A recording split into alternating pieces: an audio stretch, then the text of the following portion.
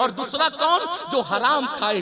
आज कितने लोग हैं जो हलाल खाते हैं? आप जानते हैं ये जो तकरीरें दिलों पर असर नहीं करती, ये जो नमाजों की तौफीक नहीं होती, ये जो इबादतों की तौफीक नहीं होती, ये जो सच बोलने की तौफीक नहीं होती, ये जो गुनाहों के दलदल में डूब रहा है इंसान, सबसे बड़ी बात ये है आज लोगों के पेट में हराम पहुंच गया, आज लोगों की जबान पे हराम पहुंच गया। कोई जुआ के पैसे से हराम कमा रहा है, कोई रमी के पैसे से, कोई जंगली रमी के पैसे से हराम कमा रहा है। मुसलमानों, दुनिया कुछ कमाए, हमें हलाल ही पर रहना है। हलाल को लाजिम पकड़ो।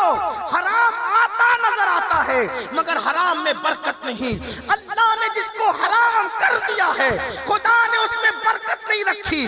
देख लो अपनी आंखों से, सूअर को हराम किया, एक मर्तबा में 12-12, 15-15 बच्चे सूअर पैदा करता है, लेकिन उसके बावजूद भी हर दरवाजे पे सूअर नजर नहीं आता।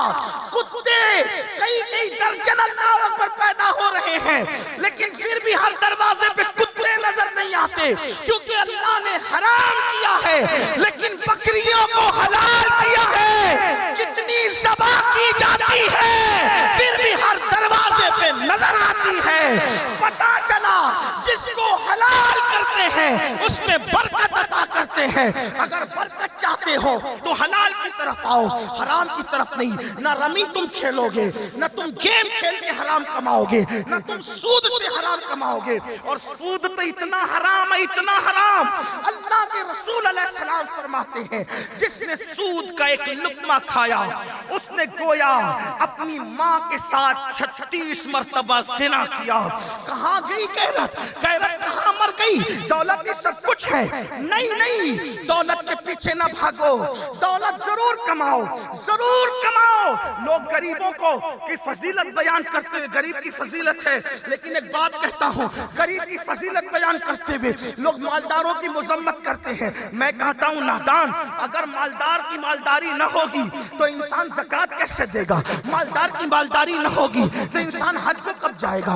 मालदार की मालदारी न होगी इंसान उम्रा कैसे करेगा? मालदार की मालदारी न होगी मस्जिदें कैसे बनेगी? मालदार की मालदारी न होगी तो जमीनें कैसे खरीदी जाएगी? याद रखना, बल्कि मेरे मजहब इस्लाम में तो मुझे गरीब बहुत कम नजर आते हैं, सब मालदार ही नजर आते हैं। बताऊं, अपने नबी मालदार है। आप कहेंगे वो तो पेट पे पत्थर बांधते थे। मैंने कहा पेट पे पत्थर हमारे लिए बांधते थे, वरना रसूलुल्लाह की जितनी जमीनें थी उतनी जमीनें किसी की नहीं थी। जितनी आमदनी रसूलुल्लाह की थी उतनी आमदनी किसी की नहीं थी। बल्कि बताऊं, मैं तो लोगों को ये कहता हूं, आदम अलैहिस्सलाम के दौर से इमाम महदी के दौर तक इतना मालदार खुदा ने किसी को पैदा न किया जितना आमिना के लाल को पैदा किया। लोग कहते हैं अमीरुल कादरी दलील दे। मैंने कहा दलील ये है, कोई एक मुल्क का बादशाह, कोई 2 मुल्क का बादशाह, कोई 3 मुल्क का बादशाह, अरे कोई जमीन का सिर्फ बादशाह है। बादशाहों ने जमीनों पे हुकूमत की, समुंदरों पे उनकी हुकूमत नहीं, मगर मेरा नबी ऐसा बादशाह है कि खुदा ने उनको जमीनों का मालिक भी बनाया, आसमानों का मालिक भी बनाया, चांद और सूरज का मालिक भी बनाया, हत्ता के जन्नत का मालिक भी बनाया। जो जो पैदा किया सबका मालिक बनाया। मेरे इमाम कहते हैं खालिक कुल ने आपको मालिक कुल बना दिया। दोनों जहां है आपके कब्ज़ा व इख्तियार में। मेरे आका फरमाते हैं, और आका मालदार ही नहीं बल्कि बादशाह है, बादशाह है, बादशाह। आप कहेंगे वो कैसे? मैंने कहा आका फरमाते हैं मेरे जमीन पे 2 वजीर है। तवज्जो है जवानों, तवज्जो है। आका फरमाते मेरे जमीन पे 2 वजीर हैं और 2 वजीर आसमानों में हैं। जमीन पे 2, आसमानों में। जमीन पे कौन? का सिद्दीक अकबर और फारूक आज़म। जमीन के 2 वजीर कौन? तवज्जो करना, जमीन के 2 वजीर कौन? सिद्दीक अकबर, फारूक आज़म। आसमान के 2 वजीर कौन? जिब्रील और मीकाईल। मैंने कहा आसमान और जमीन पे तफरीक क्यों? तो कहेंगे नादान तुझे नहीं पता, बादशाह कहीं रहे। तवज्जो, बादशाह कहीं रहे, बादशाह कहीं रहे, जहां तक हुकूमत होती है वहां वजीर बिठाता है। आका कह रहे जमीन पे भी मेरे वजीर है, आसमानों में भी मेरे वजीर है। तो पता चला मेरी हुकूमत जमीन पर भी है, मेरी हुकूमत आसमानों में भी है। कोई बादशाह जिसकी हुकूमत आसमानों में भी हो। और एक बात आपको बताऊं, अभी क्या कुछ लोग अभी बड़े पागल लोग दुनिया में निकल गए, अभी तो वो मर गए, कभी तो वो मर गए। मैंने कहा नादान, जब शहीद को मुर्दा कहने के लिए मना करा।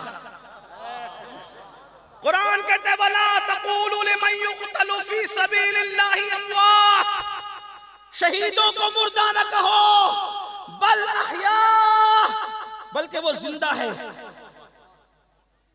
ला तशऊरून, तुम्हें शऊर नहीं है, तेरी औकात ही कितनी है शऊर की है? ट्रेन चलती है और तुझे दरख्त घूमते नजर आते, ये तेरा शऊर है? 3 किलोमीटर पे आ रहे यासीन बापू नजर आते हैं कि जो है वो अब्दुल रऊफ बापू आ रहे, कारी अख्तर आ रहे, ये हालात है। ये तेरा शऊर है, तेरे शऊर को भी शऊर की जरूरत है। अगर तुझे शऊर नहीं है, जब शहीद को जिंदा मुर्दा कहने से मना किया तो नबी को मुर्दा कहने की इजाजत कब होगी? वो किसी और के होंगे कायदीन जो मर के मिट्टी में मिल गए। हमारा नबी जिंदा है और ऐसा जिंदा है कि हमारी जानों से ज्यादा करीब है। हमारे इमाम तो कसम खा के कहते हैं तू जिंदा है वल्लाह, तू जिंदा है वल्लाह, मेरे चश्मे आलम से छुप जाने वाले। बात जो कहना था वो समझो। जो बादशाह होता है, बादशाह उसके सामने मौजूद होते हैं। तवज्जो, तसव्वुर करें, आपने शायद बादशाह नहीं देखे होंगे, नहीं देखे ना, मैंने भी नहीं देखा, लेकिन पढ़ा जरूर है किताब। बादशाह बैठता है तख्त पे, एक इधर खड़ा रहता है, किधर खड़ा रहता है, ऐसा ही ना, वजीर तो ऐसे ही रहते हैं। लेकिन जब मैं गुंबदे खजरा पे जाता हूँ तो तसव्वुर करता हूँ बादशाह तो आप हैं, बादशाह तो हैं, जिंदा तो हैं, लेकिन बादशाह वजीरों के साथ होता है, बादशाह वजीरों के साथ होता है। आका जिस किसी को चाहते अपने हुजरे में जगह देते, जिस किसी को चाहते अपने हुजरे में जगह देते। अरे बाद में तो बिगड़े हुए बादशाह भी पैदा हुए, इतना जुल्म किया, इतना जुल्म किया, इसको नहीं दफन करने देंगे, उसको नहीं दफन करने देंगे, सारी दास्तानें निकालना नहीं चाहता। मरवान ने नहीं किया गफला, नहीं किया, लेकिन मरवान खुद भी तो दफन हो सकता था भाई, उसके बच्चे नहीं थे, उसने तो पूरी हुकूमत हथियारी थी, उसके बाद तो पूरा सब उसी का था। मरवान दफन नहीं हो सका, उसके बाद और भी आए, कोई दफन नहीं हो सका, ना ताकत की बुनियाद में ना कुव्वत की, ख्याल ही ना गया किसी का। हमने कहा सब अपनी बातें हैं, लेकिन हिकमत खुदा की, इख्तियार मुस्तफा जान रहमत को अता किए गए। हुजूर ने अपने महल में, लोग उसको जो कहें, मैं महल कह रहा हूं जिम्मेदारी से, हुजूर ने अपने महल में, जिसे हम मुजरे आयशा कहते हैं, अपने महल में 2 को जगह दी।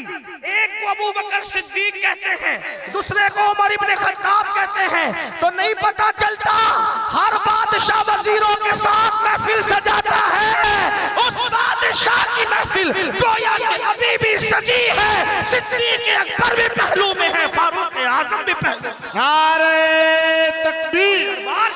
दरबार कैसा सजाए? दरबार आका फरमाते 70,000 सुबह आते तो शाम तक रहते हैं।